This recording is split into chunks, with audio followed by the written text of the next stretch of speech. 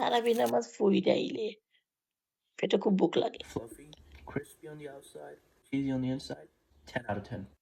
আমার ছেলে একটু পরে পরে এখন আমার কিছু দেও বানাই কিছু দেও বানাইয়া তারপরে কি তারা ফ্রোজেন পুরোটার কোনো বিকল্প নাই। মোজারেলা এই ক্রিম চিজের মাঝে গার্লিক পাউডার দিয়া আর পরোটার উপরে স্প্রেড কইরা পার্সলে, ধনিয়া পাতা আর মোজারেলা চিজ দেয়া প্রথমে ছোট ছোট কাইটা এটা নিচে কিন্তু তেল দিবা, ধনিয়া পাতা দিয়ে সুন্দর কইরা 15 মিনিট এটা কুক করে দিছি। খুবই মজা হইছে। পরেরটা আপনার স্ক্রিন দেখলে বুঝতে পারবা। হালাপিনো দিছি। তারপরে ডিম ব্রাশ কইরা তিল, কালা তিল, সাদা তিল যা আছে দিয়া 15 মিনিট কুক করে খাইবা। আলহামদুলিল্লাহ। মন চাইতো দুনিয়ার সব চা করতাম, কিন্তু করতে গেলে কষ্ট লাগে। ওই ডরে আমরা অনেক সময় করি না। যদিও অনেক রেসিপি দেখতে অত সহজ মনে হয়, করতে তো একটু ঝামেলা করতে হইব। কারণ মজা খাইতে গেলে ঝামেলা করাই লাগবো। আমি ডোটারে প্রথমে মাখাইয়া একদম সফট করে মাখাইয়া, আর আমি সবকিছু কিন্তু লিখা দিব, কোনো সমস্যা নাই। আমি 20 থেকে 30 মিনিটের মতো এটা রেস্ট রাখছি। আর তেল এমনভাবে দিয়ে মেরিনেট করছি যাতে ওই তেলে কুক হয়। দই ইউজ করছি যাতে সফট থাকে, ভিতরে কোনো সস আমি ইউজ করতাম না। আমি সাইডে সস আর সালাদ দিব, তারা প্রয়োজন মতো লাগাইয়া খাইব। আর সুন্দর করে পাতলা রুটির চেয়ে একটু বাড়ি রুটি কইরা আমি খাড়ছি যাতে সমান সাইজ হয়। তারপরে সুন্দর করে সেকিয়া একটা বাটারের মিশ্রণ বানাইছি। চিলি ফ্লেক্স, রসুন আর ধনিয়া পাতা দিয়ে গরম বাটারের ডাইলা ওইটা তান্দুরির মাঝে আমি মাখাইয়া সুন্দর করে পরিবেশন করছি গরম গরম। আলহামদুলিল্লাহ।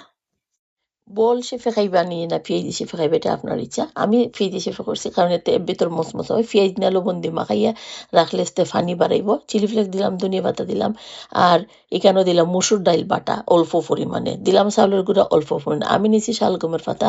এটার এমনভাবে আটালু বানাইবা না, আটালু বানাইলে ভিতর কিন্তু খাই খাই থাকি যাব। তারপর মচমচা কইরা বাচ্চা খাইয়া দেখবা আলহামদুলিল্লাহ। আলু দিয়ে মাংস দিয়ে রান্দা এটা রাজকীয় রান্দা হওয়া লাগে, কারণ বাচ্চারা এটা ডিমান্ড শেষই হইতেছে না, বাট টেস্ট ডিফারেন্ট হওয়া লাগবে। এর লাগে আপনার স্ক্রিন ফলো করে দেখবা।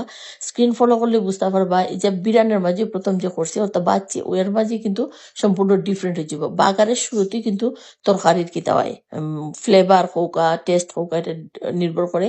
সুন্দর করে কষাইয়া সব মশলা টসলা দেওয়ার পরে পরিমাণ মতো জাল দেওয়া লামাইবা। আলহামদুলিল্লাহ। যত বেশি লাড়বা তত বেশি রান্নাটা মজা হইব। এটা এত মজা হয় যে এটা খাওয়ার মতো নাই।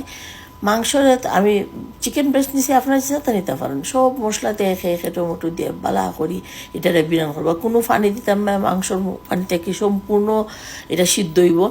আর শেষের দিকে যখন সিদ্ধ হওয়ার পরে ক্যাপসিকাম আর পেঁয়াজ দেওয়া দই দিব, এটারও দই বিরান হওয়ার পরে ধনিয়া পাতা দিলাম। আলহামদুলিল্লাহ। বানানির ধরন আর বিরান করা ওটা ফ্রাই করার মাঝে ডিপেন্ড করে। ওই ধরনের সমোসা পেটি, রোল। আপনি যদি বিরান উল্টা পাল্টা করেন এটা কোনো সময় মজা হইতো না। এটার মধ্যে একবারে আরো টেস্ট করে নিব।